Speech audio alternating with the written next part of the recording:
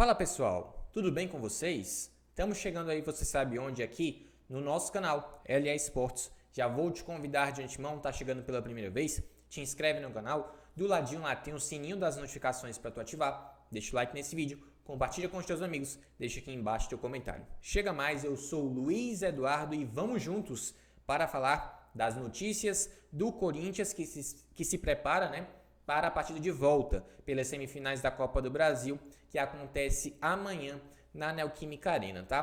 Primeiro assunto que a gente vai trazer é para falar da renovação do Fábio Santos. Lembrando que ele tem vínculo atual, né, que é até dezembro desse ano, e o próprio presidente do Willian Monteiro Alves já deixou claro que a intenção é renovar com o Fábio Santos e isso vai acontecer. Só faltam dois passos, que é obviamente a assinatura e o anúncio, né, da extensão do vínculo dele, que é um ídolo do Corinthians, tem título de Libertadores, tem título mundial, tem título de Recopa, tem outros tantos títulos importantes e pode estar conquistando mais um que seria inédito na sua trajetória com o Timão, que no caso é a Copa do Brasil, tá?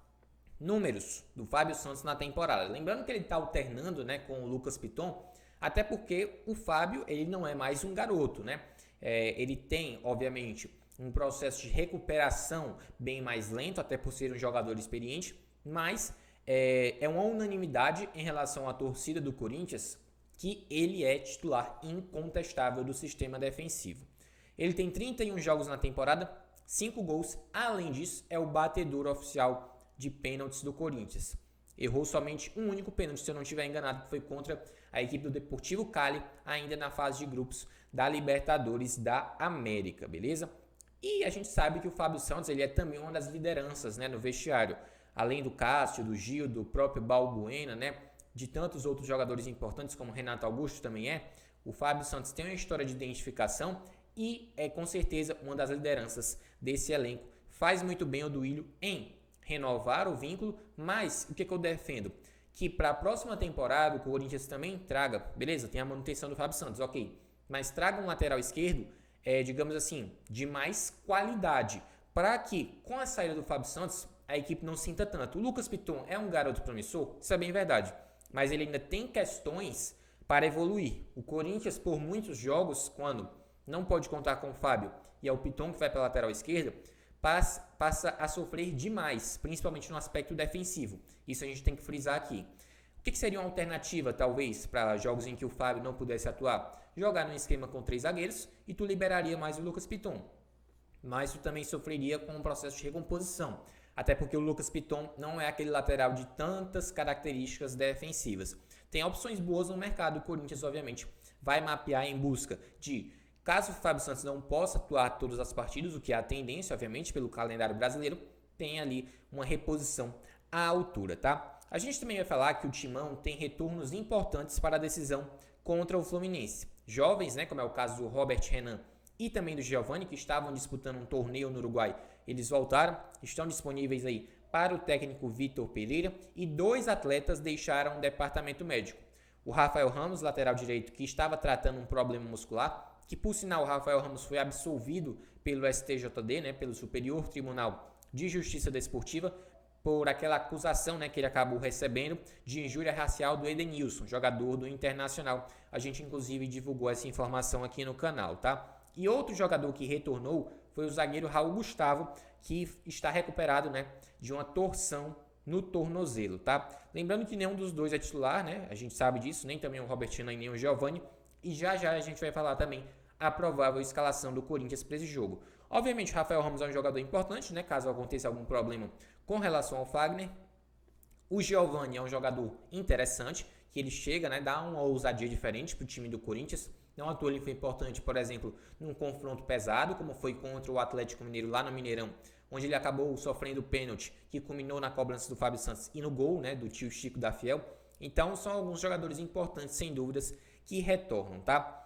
E Yuri Alberto, a gente tem que falar, obviamente, desse jogador que vem agradando e muito a comissão técnica do Vitor Pereira. Isso porque a evolução dele acontece num processo, num estágio da temporada do Corinthians, onde é uma sequência decisiva, por que não dizer? Ele passou um período aí, que até tinha brincadeira, né, 007, que ele tinha 0 gols, 0 assistências e 7 jogos. Ele não conseguia balançar as redes ou contribuir, né, obviamente, com participações em gols, seja com assistência ou seja com o próprio gol. Agora ele já tem 5 gols e 1 assistência com a camisa do Corinthians. Por sinal, essa assistência na partida de ida das semifinais da Copa do Brasil, lá no Maracanã, uma baita de uma assistência de um jogador diferenciado, como é o Yuri Alberto, para o gol do Renato Augusto.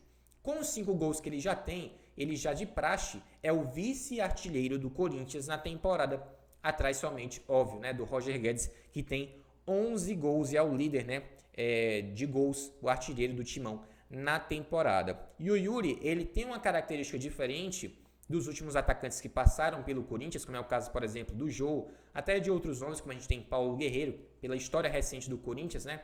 Romero, por vezes, já atuou também como centroavante, que o Yuri, ele é um atacante com características de velocidade, de atacar o espaço. Então ele é aquele cara ideal para o jogo, obviamente de contra-ataques, ele é muito importante, mas ele também é importante para marcar a saída de jogo do adversário. Não à toa ele, como o próprio Vitor Pereira falou na entrevista coletiva pós-empate diante do São Paulo, que a todo momento o atacante estava perturbando, né, a vida do Miranda ou dos demais zagueiros da equipe do Rogério Ceni. Isso é muito importante, até porque a saída de jogo do Nino e do Manuel, né, que são os dois zagueiros do Fluminense, o Yuri Alberto vai precisar estar muito atento, e não só o Yuri, precisa ser exercida uma pressão que obviamente seja objetiva e efetiva, consiga recuperar a posse da bola, né, no campo de ataque, até porque o Fluminense tem essa característica da construção, de sair, né, evitar chutões, saindo do zagueiro para o lateral, do lateral para o volante, do volante para o meia, do meia para o ponta, até chegar no atacante. Então, construção coletiva, e o Corinthians, obviamente, vai se aproveitar que o Flu tem desfalques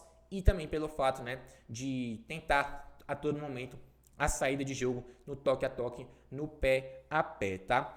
A gente vai falar também a provável escalação do Corinthians, né, sem novidades, com o Timão tendo força máxima, né, para o confronto. Obviamente tem os desfalques, né, Maicon, Paulinho estão no departamento médico, são alguns exemplos, mas o time titular é aquele que a gente já sabe, né?